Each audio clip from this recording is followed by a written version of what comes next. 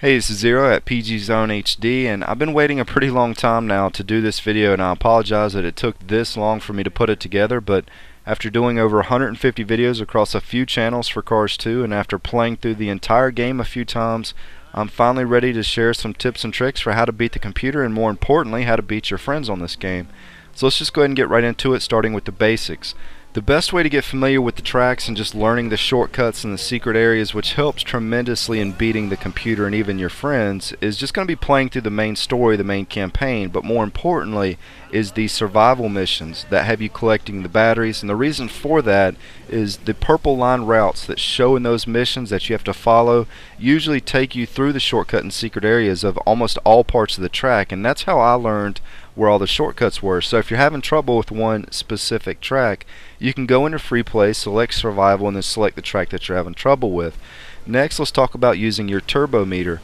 And this is going to be common sense for a lot of you guys that have been playing the game for a little while, but for a new player this could help out. In most situations, you don't want to use your full turbo meter right before you're about to have to go into a sharp turn, because one of two things is going to happen. You'll either be going so fast that you're going to overshoot your turn, hit the wall and slow down, or you're going to have to let off the gas and slow down and waste your turbo altogether.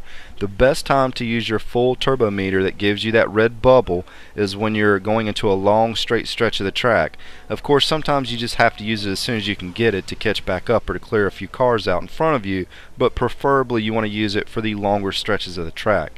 Next, don't over trick, and what I mean by over tricking is when you're trying to maintain the fastest speed possible as you're racing, don't start jumping and hopping around trying to do flips when you're in straightaways. The only time that you really want to get airborne and do a trick is if there's a ramp, a shortcut, or some obstacle in the track that you need to hop over. Now, I had a friend come over and he started playing this game, and that was one of the first mistakes that he made. Was he was driving around the track, just hopping around everywhere, doing the tricks off the ground, thinking that was a good way to get boost and go faster to catch back up. The only time I ever just randomly hop off the ground to do one trick is if my car has slowed down a lot and I'm right there at getting my first turbo bar so that I can get back up to speed. That's about the only time you really want to just do a random trick. The problem with just randomly jumping around to do tricks is that it slows your car down so much when you land that it's just not worth doing. And the thing about it is you can get your boost meter full faster by just playing the game the way it was intended to be played, by driving backwards and drifting. And that's really what you need to focus on. Now, in the rookie versus pro videos that we do, the rookie on player number 3 in the bottom left corner of the screen actually uses auto drift because they have a hard time drifting on their own. They don't really get a chance to practice on this game, so that's kind of why they use it. But the auto drift on here just flat out sucks to use compared to learning and using the drift properly on your own. It actually makes it much harder to properly corner, and also the drifting doesn't activate when you think it should. So I strongly recommend learning how to drift and just practicing at it. I drift in pretty much every corner that I go into, and you never really have to let off of the gas pedal in this game, with the exception of just a few extremely sharp turns that you're pretty much doing a U-turn in, so you don't have to use the brake or let off the gas very often. Now, most people that play this game will learn quickly about half of the ways to gain turbos, such as drifting, tricking, and driving backwards, especially if you do the tutorial. A lot of that's explained in there, but it's the other ways that are just as important that you may not realize is actually gaining boost for you. That includes running obstacles on the course over that break apart, such as lampposts, signs, small poles, pretty much anything that breaks. Ramming into other cars with the side bump also gives you a little boost. Jumping over a lot of things, such as medians in the middle of the track or even some bushes, will give you some boost.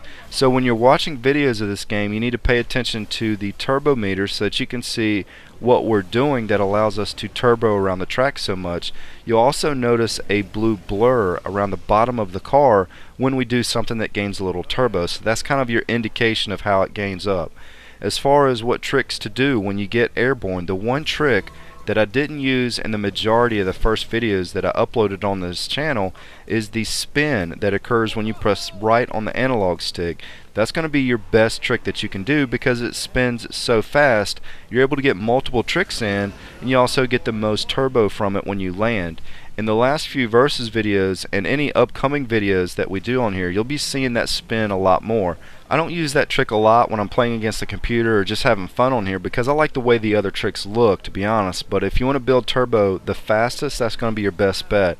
It also allows you to land backwards, so if you're about to go into a straightaway, that's going to be your best bet and help you out a little bit more there as well because you'll already be turned around. Next tip is try not to get frustrated playing against the computer. As good as I am on this game, I still occasionally lose if I'm playing on hard.